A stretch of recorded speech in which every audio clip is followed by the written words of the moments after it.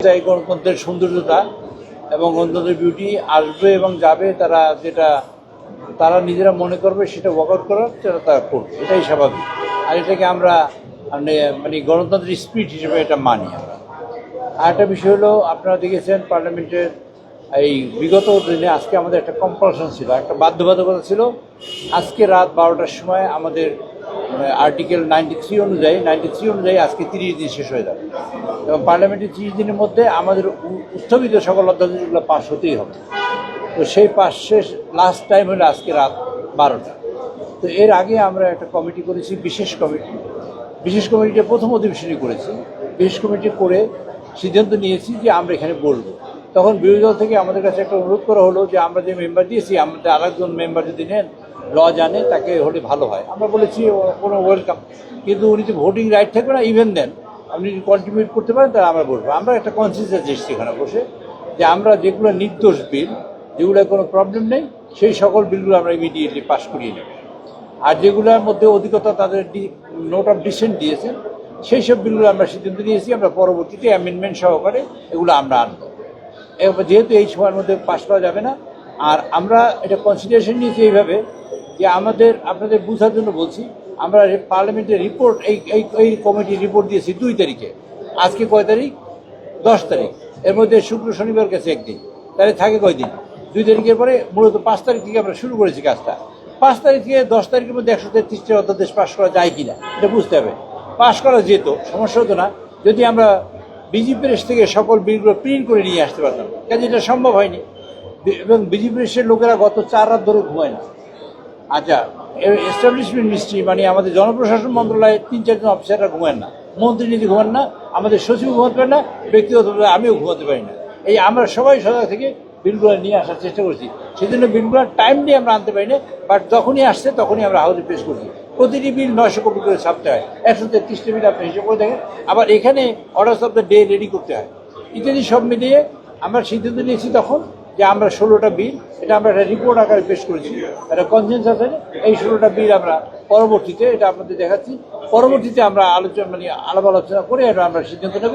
এবং এইটা আমরা ল্যাপস করলেও এখন এটা আবার নেক্সট সেশনে আমরা আনবো, এরকম একটা সিদ্ধান্ত। সেই সিদ্ধান্তের কারণে আমরা পার্লামেন্টে আজকে এই সেশনের লাস্ট বিল আমরা এখন পাস করে বেরোলাম। এই বিলে আমাদের 98টার মতো বিল পাস হয়, আর 16টা বাদে আর বাকি সব বিলই অর্ডিন্যান্সের মধ্যে থাকে। আচ্ছা, এখন 16টার যে ভাগ্য হবে, এই 16টার মধ্যেই একটা বিলে আমাদের একজন প্রাইভেট মেম্বার, তিনি একটা অর্ডিন্যান্স সংশোধনী এনেছেন একটা বিলের মধ্যে। সেটা হলো আমাদের জাদুঘরের বিল, জুলাই জাদুঘরের বিলটার মধ্যে সংশোধনী এনেছে এই কথা বলে যে এই জাদুঘরটা এই দেশের মানুষের জীবন যে গেছে এবং জুলাই যুদ্ধে যারা নিহত হয়েছে এবং আহত হয়েছে তাদের একটা স্মৃতি, 71-এর স্মৃতি, 71 থেকে আজ পর্যন্ত যা হয়েছে সব এখানে একটা জীবন্ত স্মৃতি হিসেবে থাকবে।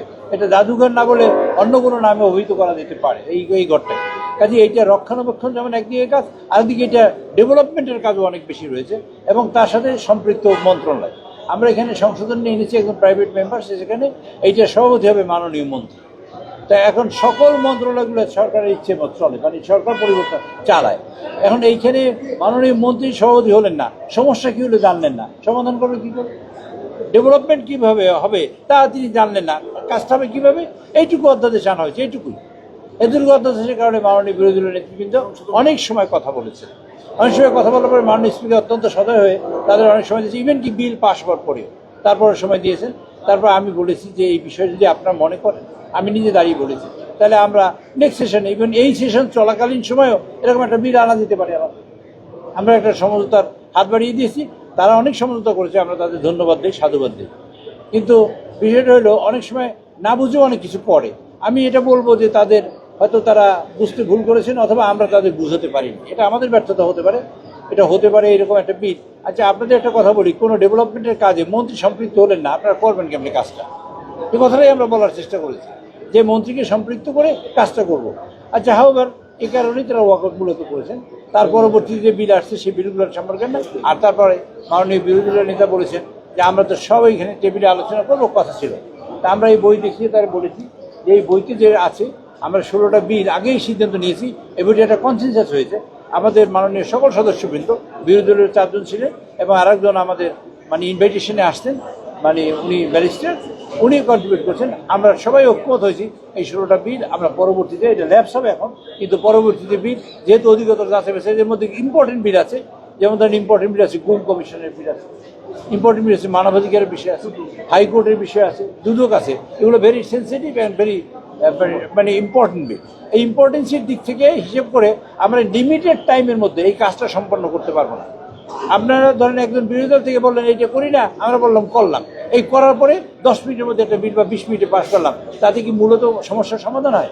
আমরা সুদরা বিশ্লেষণ করতে চাই এবং রিয়েলি বিরোধী দল তাতে কন্ট্রিবিউট করতে পারে, তার জন্যই আমরা এই বিলগুলোকে ডিফার করেছি এবং বলেছি আগামী যে সেশন বসবে বাজেট সেশন, সেই সেশনের মধ্যে আমরা এই বিলগুলো নিয়ে আসবো। এ কথা বলেই আমরা বলেছি, তারপরও তারা ওয়ার্কআউট করেছে। আমি তাদের আবার আমন্ত্রণ জানাচ্ছি এই ওয়ার্কআউট যেন আগামীকালকে সকালবেলায় শেষ হয়ে যায়। আমরা 15 তারিখে আমাদের সংসদ বসবে, ইনশাআল্লাহ আবার সবাই একত্রিত হবো এবং আমরা সংসদে ভালোভাবে চলবে সেটা প্রত্যাশা করি। তাদের 137 বিল অধ্যাদেশ আর বিলের মধ্যে ডিফারেন্সটা তো বুঝতে পারেন কিনা আমি জানি না, তারপর আমি বলতে চাই 116টা বাদ দিলে অধ্যাদেশ আর কতটা থাকে? 133টার মধ্যে 117টা থাকে। 117টা অধ্যাদেশ 91 বিলের মধ্যে পাস হয়েছে। আমার একটা জানার বিষয় যে 1 মাসের যে সময়টা বলা হয়েছিল, যে 16টা আজকে পাস হয়নি, অধিকতর 91টা বিল আকারে পাস করা হবে, সেই সময়টাকে 1 মাসের বাইরে কি পাস করা সম্ভব কিনা? হ্যাঁ সম্ভব। আমরা তো ল্যাপস হয়ে যাবে আজকে রাত্রে 12টার পরে, এই অধ্যাদেশগুলো ল্যাপস হয়ে যাবে, অধ্যাদেশগুলো থাকলো না।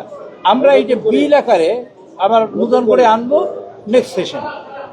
তখন কি অধ্যাদেশটা পাস হবে, বিল তখন তো নতুন বিল আসবে, এই অধ্যাদেশ তো বাতিল হয়ে গেল এখন। হ্যাঁ, নতুন করে বিল আপনারা এই অধ্যাদেশগুলো আবার বিল আকারে আনবেন? বিল আকারে তো আনতেই হবে, এগুলা এমনি আনতে হবে। মানে আমাদের অধিকতার যাচাই বাছাইয়ের জন্য এবং এই যে রিয়েলি এই যে এইটাকে মানে রিয়েল কাজের জন্যই আমাদের বিল, মানে অর্থবহ করার জন্য বিল আমাদের আনতেই হবে। সবার স্বল্পতার কারণে এটা কি বলতে পারি যে এই 16টা অধ্যাদেশ এই অধিবেশনে পাস না হওয়াতে বাতিল হয়ে গেছে আমরা বলতে পারি? হ্যাঁ অবশ্যই বলতে পারে। হ্যাঁ, সেটা হচ্ছে যে এই যে 10 এপ্রিল এর মধ্যে আপনাদের ব্যাপক সময় গিয়েছে এবং এই সময়ের মধ্যে বাধ্যবাধকতা করছে। প্রশ্ন হচ্ছে এই যে লম্বা সময় আপনারা অধিবেশন করলেন, এই অধ্যাদেশের বাইরে এই সংসদ থেকে জাতি আর কি বেরোবে যে লম্বা সময় আপনারা ব্যয় করলেন? আমরা রাষ্ট্রপতির ভাষণের উপরে ধন্যবাদ প্রস্তাবের উপরে বক্তব্য রেখেছি। আর মূলত আপনারা তো বাইরে প্রশ্ন করলেন, কিন্তু ভিতরের পরিশ্রমটা আপনারা দেখতে পান নাই।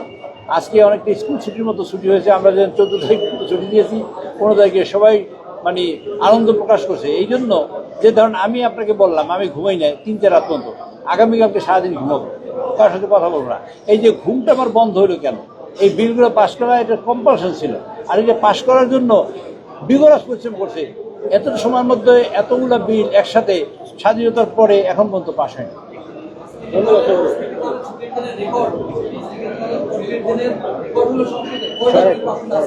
আর সব মিলিয়ে আমরা পাস করেছি, আজকে 15টা বিল পাস হয়েছে।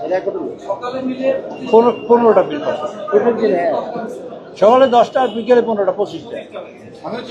এই অধিবেশনে কয়টা অধ্যাদেশ বাতিল হয়ে গেল? এই 16টা, 4টা হলো বাতিল আরো?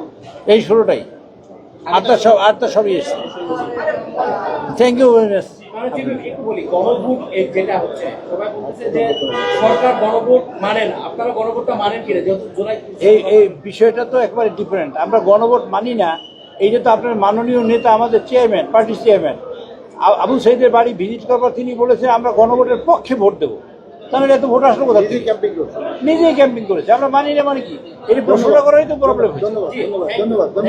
ধন্যবাদ আপনাকে।